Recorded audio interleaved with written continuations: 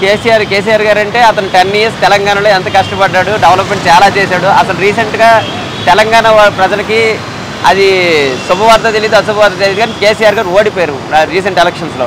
కానీ 10 years మాత్రం service విషయంలో మాత్రంకి అతను ఒకటి కాళేశ్వరం ప్రాజెక్ట్ రీసెంట్గా కూలిపోయిందని ఒక నెగిటివ్ టాక్ వచ్చింది అతను డెవలప్మెంట్ కార్యక్రమాలు చేసేటప్పుడు. ఒకటేంటంటే కేసీఆర్ గారు తన ఫస్ట్ స్టార్టింగ్ చీఫ్ మినిస్టర్గా అయ్యేటప్పుడు ఇక్కడ మెట్రో ప్రాజెక్ట్స్ తేవడం, హైదరాబాద్లో కొన్ని డెవలప్మెంట్ కార్యక్రమాలు చేశారు. ఒకటేంటంటే వాళ్ళ ఇంట్లో రీసెంట్గా కవిత గారు కూడా మనకి రిమాండ్ మీద జైలుకి వెళ్ళారు. వాచ్ ఏదో 20 లక్షల వాచ్ పెట్టుకున్నాడని చెప్పి మధ్య లిక్కర్ కేసులో వెళ్ళారు జైల్లోకి.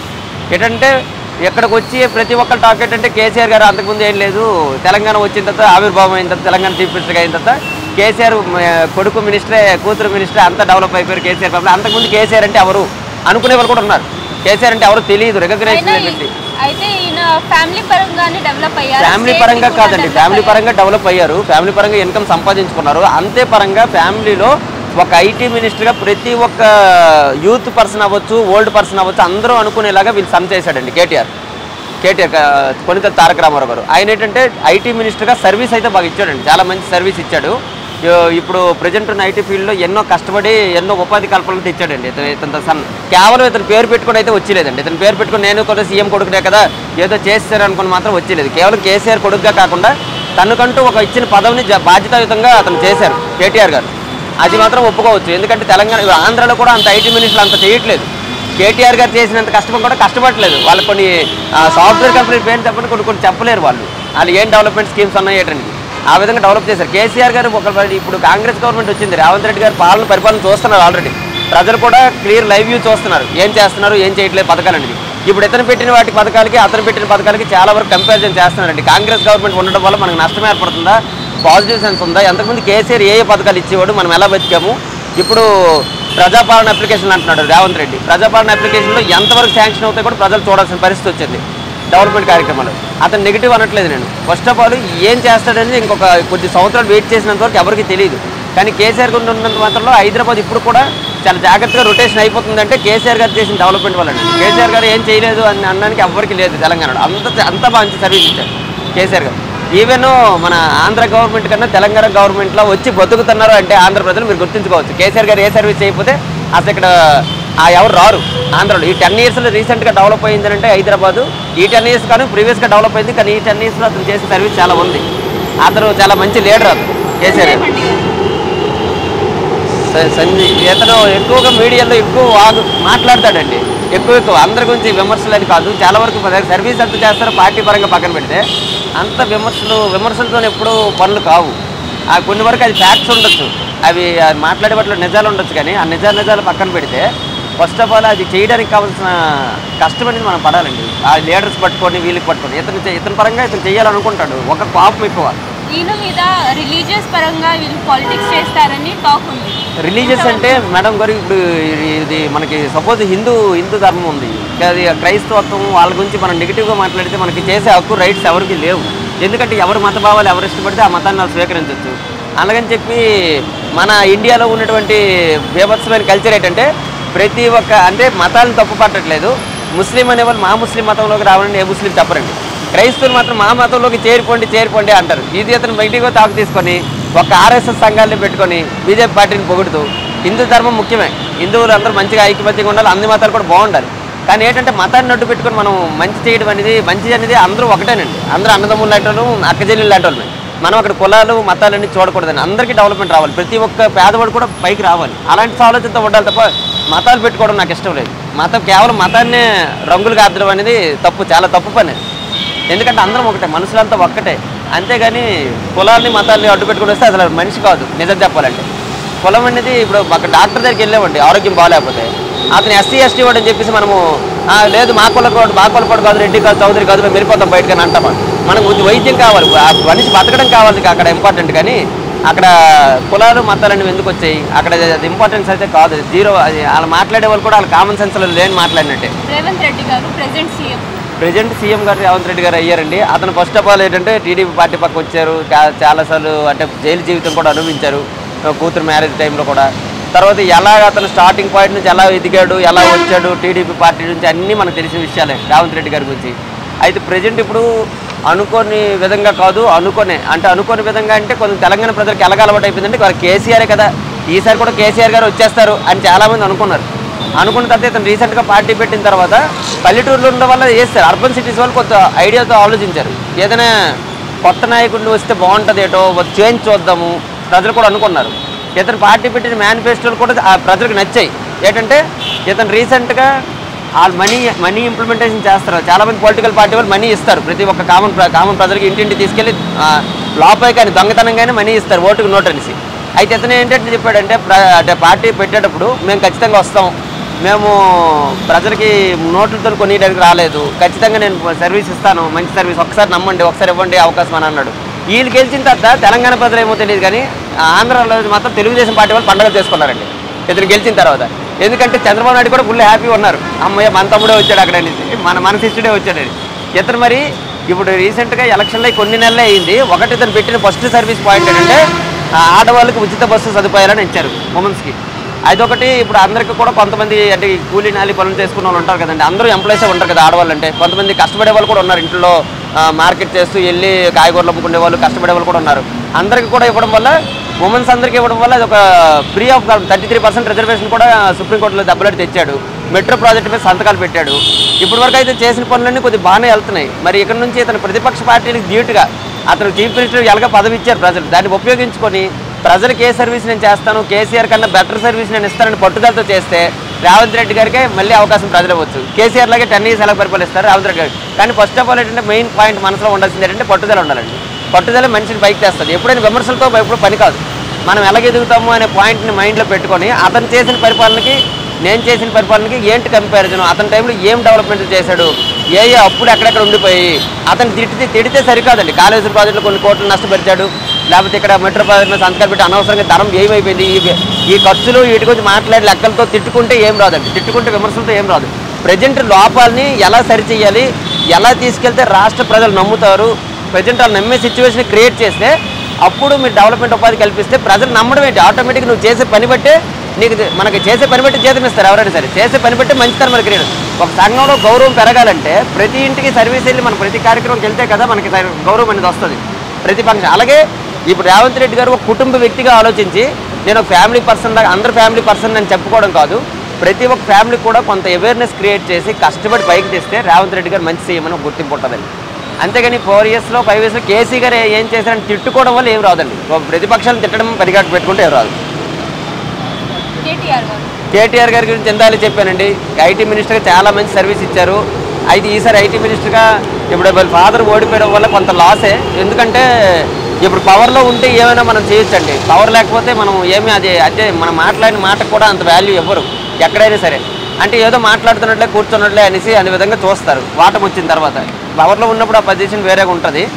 అయితే మరి ఇప్పుడు ఇతను ఏదైతే కొన్ని పథకాలు అనుకున్నాడో, ఇతను తనకి ఇన్నోవేషన్స్ ఏవైతే ఇతను మైండ్లో రన్ అవుతున్నాయో, ఆ మైండ్లో రన్ అయ్యేటటువంటి కాన్సెప్ట్స్ ఏవైతే ఉన్నాయో, ఐటీ డెవలప్మెంట్ సెక్టర్ని ఏ విధంగా డెవలప్ చేయాలి, ఉపాధి హామీలు ఏ విధంగా పెట్టాలనేసి ప్రతిపక్ష పార్టీ వారికి అసెంబ్లీలో ధైర్యంగా మాట్లాడుతున్నారండి కేటీఆర్ గారు. ఏంటంటే ఇప్పుడు ప్రజెంట్ సిచ్యువేషన్లో ఉన్న యూత్ ఏ విధంగా ఎంప్లాయ్మెంట్ సాధిస్తారు, ఏ విధంగా బతుకుతారు, ప్రజెంట్ జనరేషన్ ఫ్యూచర్ జనరేషన్కి ఉన్నటువంటి ఎంత కష్టాలు పడతారేమో ఫ్యూచర్ జనరేషన్ వాళ్ళు అని చెప్పేసి ఏజ్ గ్యాప్ని ఒక బ్రిడ్జ్ లాగా పనిచేస్తున్నారు. ఆ బ్రిడ్జ్ లాగా పనిచేసింది ఏంటంటే ప్రతిపక్షాలకు ధీటుగా నేనుండే టైంలో ఇవి చేశాను, నువ్వు ఇప్పుడు ఎందుకు చేయట్లేదు, ఇప్పుడు ప్రజెంట్ ఇవి చేస్తే బాగుంటుంది కదా, మన పథకాలు ఇవి పెడితే ఐటీ మినిస్టర్లో అందరి పిల్లలకు కూడా ఉద్యోగాలు దొరుకుతాయి కదా, గ్రాడ్యుయేషన్ కంప్లీట్ చేసిన ప్రతి పిల్లలకి అని చెప్పి ధైర్యంగా ఇంకా అసెంబ్లీలో మాట్లాడి ఇతని ద్వారా ప్రతిపక్ష పార్టీలకు ఒక ధైర్యంగా నిలబడితే, ఒక సింహస్వప్నంలో నిలబడితే ప్రతిపక్ష పార్టీ వాళ్ళు చచ్చినట్టు చేస్తారండి. అవి ఆటోమేటిక్ భయం వస్తుంది. అమ్మో మనం సేమ్ వర్క్ ఎవరైతే చేస్తారో ఒక వర్కర్కి తెలుసు పడే కష్టం, ఆ వర్కర్కి తెలిసి పడే కష్టం బట్టి నేను ఈ పని చేసి ఇంత కష్టపడ్డాను, నువ్వెందుకు నీకు పవర్ ఇచ్చేటప్పుడు నువ్వేం చేసావు అని ఒక ధైర్యంగా మాట్లాడితే ఆ ప్రతిపక్ష పార్టీ వాళ్ళు కూడా జడిసి వాళ్ళు పనిచేస్తారు. అంతేకాని కొమ్మక్కైపోయి రాజకీయ నాయకులు మనమందరం ఒకటే కదా, అన్నయ్య తిన్నాడు తమ్ముడు తింటే నేను ఇంకా ఎక్కువ తినేవచ్చు అని ఆలోచిస్తే ఏ రాష్ట్రం బాగుపడుతుంది. అది మాత్రం ఐటీ మినిస్టర్గా నువ్వెంత తిన్నావో నాకు తెలిసి, నేనెంత తింటాను అని అంటే ఏం బాగుపడదు. నరేంద్ర మోడీ గారు అంటే ఇప్పుడు ప్రజెంట్ పొలిటికల్ ప్రైమ్ మినిస్టర్గా, ఎవర్ గ్రీన్ ప్రైమ్ మినిస్టర్గా ఇప్పటి వరకు ఎదిగారు. అంతకుముందు సాదాసీత ప్రైమ్ మినిస్టర్లు ఎంతోమందిని చూశారు. అంతకుముందు చాలా పెద్ద ప్రైమ్ మినిస్టర్ ఇందిరాగాంధీ గారు చేశారు, పెద్ద ప్రైమ్ మినిస్టర్గా మంచి నోటెడ్ నేమ్ సంపాదించారు ఇందిరాగాంధీ గారు. తర్వాత మన్మోహన్ సింగ్ గారు సాదాసీత బతికారు. కానీ ప్రధానమంత్రి మోడీ వచ్చిన తర్వాత భారతదేశంలో ఒక ఎక్కడో ఉండే ప్లేస్ ఎకనామికల్ కంట్రీగా ఎన్నో ప్లేస్ ఇప్పుడు 5th ప్లేస్కి వచ్చింది ఇండియా మొత్తం అంటే వరల్డ్ వైడ్ ఎకనామికల్గా కొంచెం సెట్ అయింది. అలాగే అంతరిక్షంలో రాజశీయ కేంద్రాలు ఇవన్నీ పంపిస్తుండడం, క్షిపణులు పంపించడం, ర్యాకెట్స్ ద్వారా సైంటిస్టులకి ఇంప్రూవ్ చేయడం, చాలా వరకు ఇతర దేశాలతో మాట్లాడడం, అన్ని దేశాల యొక్క పెద్ద పెద్ద పెద్ద ప్రతినిధులతో మాట్లాడడం, రీసెంట్గా రామ మందిరం ఒకటి నిర్మించడం ఎప్పుడు పక్కన పెడితే అది ఒక ప్లస్ పాయింట్ అయింది బీజేపీ పార్టీకి.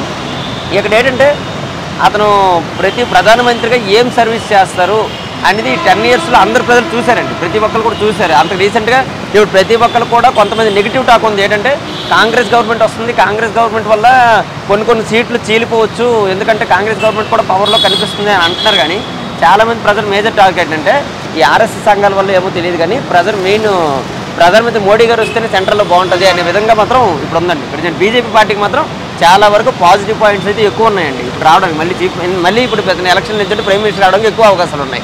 ఏదైనా ప్రైమ్ మినిస్టర్ రాహుల్ గాంధీ గారు ఎక్కువ పాదయాత్రలు అండి. అతను పాదయాత్రల వల్ల ఒకటి రేవంత్ రెడ్డి గారు హిట్ అయ్యారు. అతను ప్లస్ పాయింట్ అది మన తెలంగాణ సీఎం మన కాంగ్రెస్ పార్టీ వచ్చిందని. ఒకటేంటంటే ఇప్పుడు రాహుల్ గాంధీ వారు ప్రియాంక గాంధీ గారిని అడ్డు పెట్టుకొని సోనియా గాంధీని అడ్డు పెట్టుకొని వీళ్ళందరూ కూడా ఎన్నో ప్రతిపక్ష పార్టీలతో మాటలైతే చెప్తున్నారు. కానీ వీళ్ళు మేనిఫెస్టోని కొంతమంది ప్రజలకి నచ్చడం లేదు. ఎందుకంటే రాహుల్ గాంధీ వారు చూస్తామంటే ఇప్పుడు కాదు. ఇప్పుడు లీడర్స్ కావాల్సిన లైవ్ అనేది ఇప్పుడు ఎంత బాగా డెవలప్మెంట్ చేయగలడు, ప్రజెంట్ ఎలా వెళ్తుంది, మోడీ పరిపాలన బాగా వెళ్ళిపోతుంది కాబట్టి ప్రజలు ఇప్పుడు మోడీకి మద్దతు తెలుపుతున్నారు. ఇప్పుడు రాజీవ్ గాంధీ గారికి ఇప్పుడు రాహుల్ గాంధీ గారికి ఇప్పుడు మద్దతు తెలపాలి అని అంటే ఇతను చాలా వరకు ప్రూవ్ చేసుకోవాలి. ఎందుకంటే మాటలు వేరు, పని వేరు. ఎప్పుడైనా సరే మాటలు అందరం ఆడుతాం, పని వేరే చేస్తాం. ఆ పనులు చూసేటప్పుడు ప్రజలు ఇప్పుడు ఇతను గమనించింది ఏంటంటే ఎక్కువ పాదయాత్రలు ఎక్కువ చేస్తున్నారు కానీ రిజల్ట్ కనిపించట్లేదు. కాంగ్రెస్ గవర్నమెంట్ ఒకళ్ళు నిలబడాలి అని అంటే ఇప్పుడు కేసీఆర్ ఓడించి కాంగ్రెస్ గవర్నమెంట్ నిలబడింది ఇక్కడ తెలంగాణలో. అక్కడ ఒకళ్ళు కాంగ్రెస్ గవర్నమెంట్ సెంట్రల్లో ఫామ్ అవ్వాలి అంటే ఒక సోనియా గాంధీ ఒక రాజకీయం అంతా ఉపయోగిస్తే అయిపోదు. ఒకటేంటంటే ఇతను రాహుల్ గాంధీ తనకున్నటువంటి మెయిన్ మేనిఫెస్టోని ప్రతి ఒక్క పాదయాత్రలు చేసి ఇలా చేసాము, మోడీ గారి కన్నా ఎక్కువ డెవలప్మెంట్ ఇస్తామని చెప్తున్నారు. ప్రజలు దాన్ని విశ్వసించేటట్టు మిగతా పార్టీలు కూడా వాళ్ళ సభ్యత్వం అంటే మిగతా పార్టీ వాళ్ళు కూడా మద్దతు తెలిపితే రాహుల్ గాంధీ గారు అతి కష్టం మీద గెలవచ్చండి. ఎందుకంటే ప్రజెంట్ సిచ్యువేషన్స్లో రాహుల్ గాంధీ గారు ప్రైమ్ మినిస్టర్ అయిపోతారని చెప్పి ఎక్కడా మీకు టాక్ లేదు. ఒకవేళ మీద చిన్నపిల్లలకి అడిగినా సరే ఇప్పుడు ప్రధానమంత్రి నరేంద్ర మోడీ అంటున్నారు. అంటే ఇప్పుడు పవర్లో ఉన్నారని కాదు, డెవలప్మెంట్ కార్యక్రమాల విషయంలో అందరూ చూస్తున్నారు ప్రజలు ఎలాగెలాగ దేశం రన్ అవుతుంది అనేది. ఇతన్ని పెట్టుకుంటే ఎలా రన్ అవుతుంది అనేది ఎవరు ఊహించలేకపోతే ప్రజెంట్ చాలా ఎక్కువ హార్డ్ వర్క్ చేయాల్సి ఉంటుంది ఇతను చాలా విధంగా. So who is the best choose one best అంటే ఆంధ్రాలో అంటే ప్రజెంట్ సిచ్యువేషన్స్ బట్టి అయితే బెస్ట్ జగన్మోహన్ రెడ్డి గారు ప్రజెంట్ అంటే ప్రస్తుతానికి మాట. ఇప్పుడు ప్రజెంట్ చూడాలి ఇక్కడ సిచ్యువేషన్స్ అంటే ఇప్పుడు 5 ఇయర్స్లో మనం ఒక చీఫ్ మినిస్టర్ నెగిటివ్గా చెప్పడం కరెక్ట్ కాదు. 5 ఇయర్స్ వైపు అయితే కొంతవరకు చేశారు. మిగతాది ఒకటి డ్రగ్స్ కేసులు మొన్న విశాఖపట్నం వైజాగ్లో అవన్నీ దొరుకుతున్నాయి. తర్వాత చాలా వరకు మాఫియాలు జరిగి చాలా వరకు అంటే అల్లర్లు జరుగుతున్నాయి. చంద్రబాబు నాయుడు గారు జైలుకి పంపించారు. ఏవో నెగిటివ్ టాక్స్ అయితే వస్తున్నాయి. అన్ని నెగిటివ్ టాక్స్ వచ్చినప్పుడు కూడా ప్రజెంట్ చంద్రబాబు నాయుడు గారు ఇప్పుడు గెలిచిన ఆంధ్ర రాష్ట్రం జగన్మోహన్ రెడ్డి గారు గెలిచిన పార్టీకి అతీతం కాకుండా ఒక మంచి నాయకుడిని ప్రజలు ఎన్నుకోవాలి. ప్రజెంట్ ఏంటంటే చంద్రబాబు నాయుడు గారిని తక్కువ అంచనా వేయట్లేదు. ఎప్పుడైతే ప్రతిపక్ష పార్టీ వాళ్ళందరూ కూడా కలిసి ప్రజలకు ఏమైనా వెల్ఫేర్ డెవలప్మెంట్ చేసి ప్రజలందరిలో కూడా మంచి పేరు తెచ్చుకోవాలంటే చాలా ఎక్కువ హార్డ్ వర్క్ చేయాలండి. ఇప్పుడు ప్రస్తుతం చేస్తున్న హార్డ్ వర్క్ సరిపోదు. అయితే ఎందుకు జగన్మోహన్ రెడ్డి అన్నానంటే సచివాలయాలు క్రియేట్ అయ్యాయి, గ్రామ సచివాలయాలు మీ అందరికీ తెలుసు, వాలంటీర్స్ ఉద్యోగాలు క్రియేట్ అయ్యాయి. వీటి వల్ల ఎంత బడ్జెట్ క్రియేట్ అయిందో పక్కన పెడితే ప్రజెంట్ ఎమినెంట్ లీడర్స్ 5 ఇయర్స్లో చేశారంటే మిగతా 5 ఇయర్స్లో ఇంకా ఎంత చేస్తారని చూడాలి. చంద్రబాబు నాయుడు గారు ఇంకా ఓల్డ్ సిస్టంలో ఉన్నారు. ఎందుకంటే 2014లో ఆల్రెడీ అయ్యారు, 2014 నుంచి 19 పీరియడ్ అయ్యారు. అప్పుడు ప్రజలకి ఏది ఉపాధిని ఎన్ని కల్పించారు, ఏం చేశారనేది ప్రజలు పెద్దగా ఆ డెవలప్మెంట్ అనేది చేసుకోలేదు. అంటే ఓల్డ్ చంద్రబాబు నాయుడు సిస్టమ్ వేరండి. ఓల్డ్ చంద్రబాబు నాయుడు ఏంటంటే అప్పుడు ఉన్న టైంలో బాగా చేశారు డెవలప్మెంట్ కార్యక్రమం. 1994, 99, 2004 ఆ టైంలో బాగా చేశారు. ఓల్డ్ చంద్రబాబు మీద కొంచెం ఒక నెగటివ్ థాట్ ఏంటంటే వాళ్ళు బ్యాక్ స్టెప్ చేసి పైకి వచ్చారు. అవును, అక్కడ స్టెప్ ఏంటంటే మొత్తం ఆయన ఒక సింగిల్గా రాలేదండి. ఎన్టీ రామారావు గారిని పెట్టుకున్నారు, హరికృష్ణ గారిని పెట్టుకున్నారు, బాలకృష్ణ గారిని పెట్టుకున్నారు, బీజేపీ కూటమిలు అంటున్నారు, పవన్ కళ్యాణ్ గారు పెట్టుకున్నారు. సింగిల్గా చంద్రబాబు నాయుడు గారు ఇప్పుడు రాలేదండి పార్టీలోకి. అంటే సింగిల్గా వచ్చి ఇప్పుడు పవన్ కళ్యాణ్ గారి లాగా ఒక పార్టీని పెట్టినమని కాదు, పార్టీ సింబల్ని వాడుకున్నారు పక్కన పెట్టి. మిగతా అతను సొంతంగా ఇండివిజువల్గా పోటీ చేసి గెలిచింది లేదండి. మరి అది చూసుకోవాలి. తెలంగాణలో అయితే కేసీఆర్ గారు అండి. నాకు కేసీఆర్ గారు బాగా చేశారు. మరి రేవంత్ రెడ్డి గారి పరిపాలన అయితే ప్రస్తుతానికి తెలియట్లేదు. అతను బాగానే ఉంటారు కానీ నేను చూశాను కాబట్టి కేసీఆర్ గారు బెస్ట్ సీఎం అండి. లాస్ట్ టైం ఎవరికి ఓట్ ఇచ్చారు? లాస్ట్ టైం మేము ఓటింగ్ అనేది తెలంగాణలో కేసీఆర్ గారికి వేసామండి. తెలంగాణలో అక్కడ ఫాదర్ మదర్ ఉంటారు అక్కడ, అంటే ఆంధ్రాలో. మేము ఇక్కడ ఉండిపోయాం చాలా రోజులు. అక్కడ మా పెదనాళ్ళు వాళ్ళందరూ కూడా కలిసి వాళ్ళు, అంటే మా పెదనాళ్ళు బాబాయిలు చిన్నాళ్ళు ఉంటారు కదా, ఫ్యామిలీ అంటే మా ఫ్యామిలీ మెంబర్స్, మా సొంత పెదనాన్న, సొంత పెద్దమ్మ, సొంత అమ్మ నాన్న, చిన్నన్న, పిన్ని, వీళ్ళందరూ కలిసి అక్కడ ఆంధ్రాలో కొంతమంది సెటిల్ అయిన ఉన్నారు. చిన్న పిన్ని ఆంధ్రాలో ఉంటారు. వాళ్ళు ఏంటంటే పిన్నాలు ఏంటంటే వైఎస్ఆర్ చేతులు వచ్చాయని జగన్మోహన్ రెడ్డి గారికి వేశారు. అంటే మేనిఫెస్టో నచ్చి ఈసారి కూడా జగన్మోహన్ రెడ్డి గారికి ఓటేస్తామని ముందుగా చెప్పేస్తున్నారు.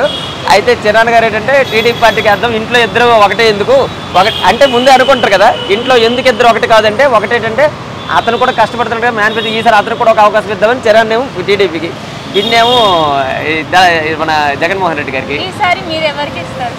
ఏదండి ఈసారి ఓటు ఎవరికి ఇస్తారు?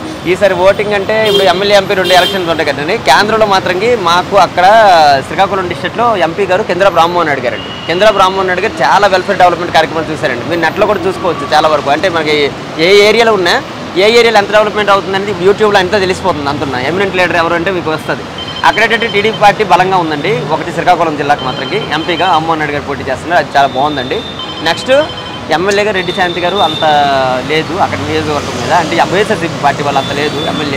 ఎమ్మెల్యే కేటగిరీని కొద్దిగా మార్చి ఎంపీకి మాత్రం రామ్మోహన్ రెడ్డి గారిని నిలబెట్టుకుంటే శ్రీకాకుళంలో బెస్ట్ అండి. మా ఓటు మాత్రం అక్కడ ఎంపీ రామ్మోహన్ రెడ్డి గారికి అండి. మీరు తెలంగాణలో కూడా ఓటేస్తారా? తెలంగాణలో ఉండండి. తెలంగాణలో రీసెంట్ వాటర్ లిస్టులో చేరాం కదా.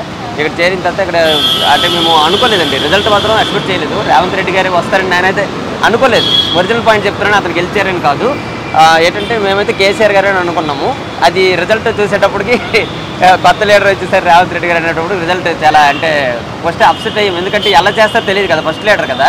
కాంగ్రెస్ గవర్నమెంట్ వచ్చిందంటే కాంగ్రెస్ గవర్నమెంట్ వాళ్ళు డెవలప్ అవుతుందా లేదని భయం ఫస్ట్ చేసింది. అంటే ఈ 5 years ఎలా ఉండబోతుంది ఏంటని, యూత్ ఎలా డెవలప్ అవుతుంది, స్కిల్స్ ఎలా ఉంటాయి, ఉపాధి హామీలు ఇస్తారా లేదా, నిజంగా అనుకున్నవన్నీ నెరవేరుస్తారా లేదనేది మెయిన్ పాయింట్ అండి. మేనిఫెస్టోలు చెప్పడం కాదు, చేయడం మాత్రం చాలా చాలా ఇంపార్టెంట్. అయితే ఒకటే ప్రధాని గారు వీళ్ళందరూ కూడా కొంతమంది టీడీపీ సపోర్టర్స్ ఉన్నారు, వైఎస్ఆర్సీపీ సపోర్టర్స్ ఉన్నారు. ఇప్పుడు చూడాలండి ఎవరు గెలుస్తారనేది మెయిన్ టాస్క్ అయింది ఇప్పుడు. ఎందుకంటే రీసెంట్గా ఇప్పుడు 8వ తారీఖు అయిపోయింది. ఇంకా 5 days 4 daysలో మనకి ఎలక్షన్స్ వచ్చేస్తున్నాయి, main elections. June 4th result. అందరు ప్రజలు కూడా మన తెలంగాణ రిజల్ట్స్ అప్పుడు ఎంత వెయిట్ చేశారో తెలియదు. కానీ ఇప్పుడు ఆంధ్రాలో ఉన్న స్ట్రెంగ్త్ ఎక్కువ అండి, పాపులేషన్ చాలా ఎక్కువ. ఇప్పుడు ఆంధ్రాలో ఉన్న రిజల్ట్స్ కోసం ప్రతి ఒక్కరు కూడా చాలా వెహికల్తో ఎదురు చూస్తున్నారు. ఏ గవర్నమెంట్ వస్తుందని టెన్షన్ అయితే క్రియేషన్ ఉంది. 2 పార్టీలు మాత్రం 50-50% అండి. చంద్రబాబు నాయుడు గారికి 50%, జగన్ గారికి 50%. కంప్లీట్గా ఒక్కరే వచ్చేస్తారని మాత్రం ఎవరు చెప్పలేమండి. ఎందుకంటే జగన్మోహన్ రెడ్డి గారికి ఆల్రెడీ నెగిటివ్ టాక్ నడుస్తుంది. అంటే చాలా వరకు చేయలేదని చాలామంది పబ్లిక్ టాక్స్లో ఏం చెప్తున్నారు ప్రతిపక్ష పార్టీ వాళ్ళు, చంద్రబాబు నాయుడు గారు. అది చెప్తుంటే ఆ నెగిటివ్ టాక్స్కి నమ్మకుండా ప్రజలకు కూడా ఎంత మంచి సర్వీస్ అనేది దాన్ని బట్టి ఓటేస్తే బాగుంటుందని నేను అంటాను. ఎన్నుకోవడం అనేది ఒక ఓటు వేసేటప్పుడు చాలా జాగ్రత్తగా మనం ఎవరికి వేస్తారో, ఎవరికి వేసిన దాన్ని బట్టి మనకి ఎంత సర్వీస్ వస్తుందో ఒక్క నిమిషం ఆలోచించి ఓటేసే ముందు ప్రతి ఒక్క పౌరుడు కూడా ఒక సిటిజన్ ఆఫ్ ఆంధ్రప్రదేశ్గా, ఒక బాధ్యతాయుతమైన పౌరుడుగా ఓటేసే ముందు మాత్రం 1కి 100 సార్లు మంచి నాయకుడు మనకి ప్రతి ఒక్క నియోజకవర్గంలో అండి. మన నియోజకవర్గ ఎమ్మెల్యే ఎవరో ఒకరు డబ్బులు ఒక 500, 1000 ఇచ్చారులే, 2000 ఇచ్చారులే ఓటు గుద్దేద్దామని కాకుండా చదువుకున్న వాళ్ళు అవని, చదువు లేని వాళ్ళు అవని ఒక్కసారి ఓటు మీద అవేర్నెస్ క్రియేట్ చేసుకొని ప్రతి ఒక్కరు కూడా పోలింగ్ కేంద్రాలకు వెళ్ళి మంచి నాయకుడికి ఓటు వేయాలండి. ప్రతి ఒక్కరు కూడా ఆ రాజకీయం మాత్రం ఇందులో కులాల ప్రాతిపదిక తీసేసి, కులాలు మతాలు అన్ని ప్రాతిపదిక తీసి మనకి ఇతనైతే మంచి చేస్తాడు అని ఒక మనసుతో పెట్టుకొని అలా వాళ్ళు ఇచ్చిన సొమ్ముని తీసుకోవద్దని చెప్పట్లేదు. ఓటుకు నోట్లు తీసుకోకండి, నోట్లు తీసుకొని వేసేయండి అని చెప్పట్లేదు. ఒక మంచి సంకల్పంతో ఓటేస్తే మాత్రం బాగుంటుందని అంటున్నానండి. డెవలప్మెంట్ అనేది వస్తుందని అందరూ కూడా ఒక్క నిమిషం ఆలోచించాలి. ఇంట్లో కూడా ఓటేసే ముందు ఒకసారి డిస్కషన్ పెట్టుకోవాలి. ఈ 4-5 రోజుల్లో ఖచ్చితంగా డిస్కషన్ పెట్టుకోవాలి. ఎందుకంటే ఏదో గుడ్డిగా వెళ్ళి వేసేసింది వేరు, అనుకొని ఇన్ని సంవత్సరాల పరిపాలన చూసి మనం పడ్డాం కదా ఇన్ని కష్టాలు, నెక్స్ట్ ఎవరు తీరుస్తారు, ఎవరైతే బాగుంటుందని ఒక్కసారి ఓటేసే ముందు 1-1 సార్లు ఆలోచించాలండి. అది మాత్రం చెప్పాలనుకుంటున్నాను.